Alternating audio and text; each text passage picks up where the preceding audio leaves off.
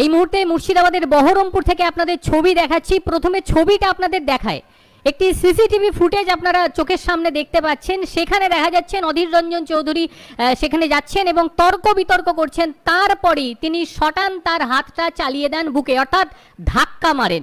পুরো বিষয় নিয়ে কথা বলবো এই মুহূর্তে সরাসরি বহরমপুর পৌরসভার চেয়ারম্যান আমাদের সঙ্গে রয়েছেন নারুগোপাল মুখার্জি। নারুগোপাল বাবু, আপনিও দেখেছেন সেই ফুটেজ, কি বলবেন? দেখুন, মানুষের হচ্ছে কালচার এবং সভ্যতা, এইগুলো হচ্ছে তৈরি হয় তার ছোট থেকে। তো ঘটনা গোটা মানে জনগণ জানে অধীর চৌধুরীর বিরুদ্ধে 26টা খুনের মামলা ছিল এবং 3টে মামলা, ওগুলো দীর্ঘদিন ধরে মামলা চলার পর তারপর আজকের মামলাগুলো আরো কিছু পেন্ডিং আছে। অর্থাৎ মামলাগুলো তো এমনি হয়নি, তার মধ্যে তার মনের মধ্যে যে অসভ্যতাটা আছে, সে অসভ্যতাটা হচ্ছে ফুটে উঠছে তার অ্যাক্টিভিটিসের মধ্যে দিয়ে। আজকে তিনি প্রচার করছেন, সাধারণ একজন বাচ্চা ছেলে তৃণমূল কর্মী দাঁড়িয়ে আছে রাস্তার উপর যেতে গিয়ে, এবং তিনি কত ট্যাক্টফুলি টেকনিক্যালি ইউজ করছেন তার অসভ্যতাকে, একবারে কিভাবে ইউজ করছেন এটাকে শুধু হচ্ছে আপনি ডিটেক্ট করুন। যেখানে তার সিকিউরিটি ওয়াই ক্যাটাগরি স্টেন গান বলে ইনফ্রাস্ট্রাকচার সিকিউরিটি থেকে মানুষের সঙ্গে থ্রেট তৈরি করছেন, থ্রেট তৈরি করে কত টেকনিক্যালি ব্যবহার করছেন। সেখানে তার যে আমাদের তৃণমূল কর্মীকে আঘাত করছেন, সেই ছেলেটা গালে আবার হাত পেতে দিচ্ছে যে মানে আমাদের একগাল মানে আপনি মানুন, একটা সিনিয়র মানুষ একটা, এবং তা সত্ত্বেও তাকে ধাক্কা দিচ্ছে, একবারে যাচ্ছে তাই ভাবে।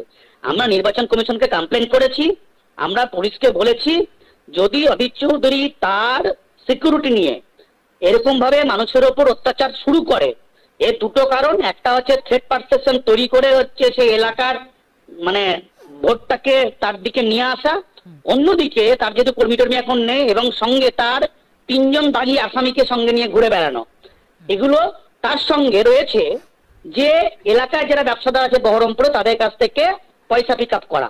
এটা হচ্ছে থ্রেট না থাকলে পয়সা আগের যে পদ্ধতিতে তিনি যদি করতেন সেই পদ্ধতি তিনি হচ্ছে রোস্টার করছেন, এটা রিসাইকেলিং করছেন।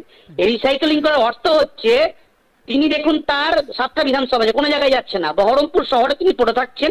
এই কারণে যেখানে এখান থেকে তার যেহেতু তার জমি নেই, জমি হারা হয়ে গেছে, কিন্তু এখান থেকে পয়সাটা সাকশন করে লোককে থ্রেট পারসেপশন করে ওর পরাজয় 2 লাখ ভোটে নিশ্চিত, সেখান থেকে দিল্লি চলে গিয়ে আবার কোনো পার্টিতে জাম করবে, এটা ওর পুরো চরিত্রের মধ্যে আছে, সেটা আগামী দিনে করবে। এটা ওই এই ভণ্ডামোটা করছে অনলি ফর বিজেপির দ্বারা যে সিকিউরিটি তিনি প্রাপ্ত হয়েছে, মাইকের সিকিউরিটি, এবং সিকিউরিটি একই রকম ভাবে মারছে।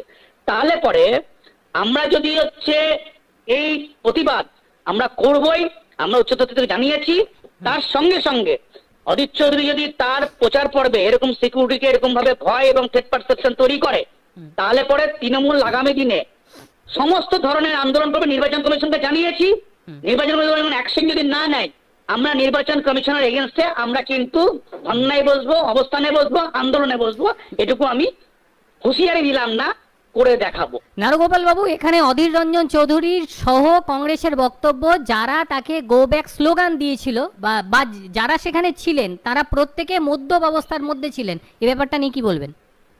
প্রথম কথা হচ্ছে দেখুন, আমি ওনাদের যে বক্তব্য সেই বক্তব্যের মধ্যে ধরে নিচ্ছি তর্কের খাতিরে তারা মাতাল মদ্যপ সব থেকে খারাপ লোক পৃথিবীর, তাদের বিরুদ্ধে কোনো কেস নেই। অধীর বাবুর বিরুদ্ধে এবং তার সাগরেদদের বিরুদ্ধে প্রচুর কেস আছে।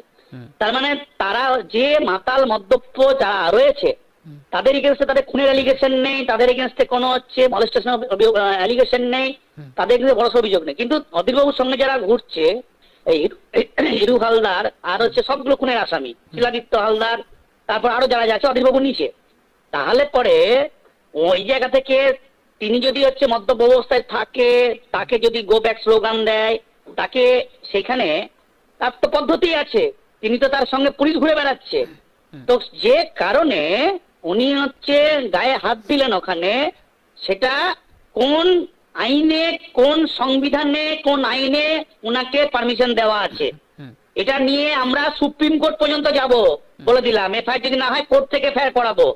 অধীর চৌধুরী আইনে উঠবে না, আগে যা লোক খুন করেছে করেছে, একটা যদি তৃণমূল কর্মী গায়ে হাত পড়ে, তাই বললাম সেখানে একবারে কি প্রতিবাদটা হয়, কোন ধরনের প্রতিবাদ হয়, সেই প্রতিবাদটা করে দেখাবো। নির্বাচন কমিশন যদি অ্যাকশন না নেয়, নির্বাচন কমিশন অফিসের সামনে নারুগোপাল বাবু, অন্যায় এই ঘটলো যে এখানে।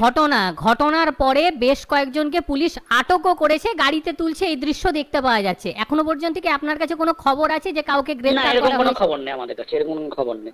অনেক অনেক ধন্যবাদ, অনেক ধন্যবাদ। আমাদের ঠিক আছে, সঙ্গে ঠিক আছে। সরাসরি ছিলেন নারুগোপাল মুখার্জি, বহরমপুর পৌরসভার চেয়ারম্যান।